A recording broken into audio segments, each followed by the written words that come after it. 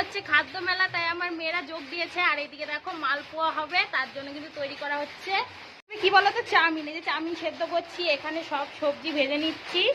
তো এক চাউমিন হবে, আর এখানে আরেক প্যাকেট দেবো হচ্ছে। তো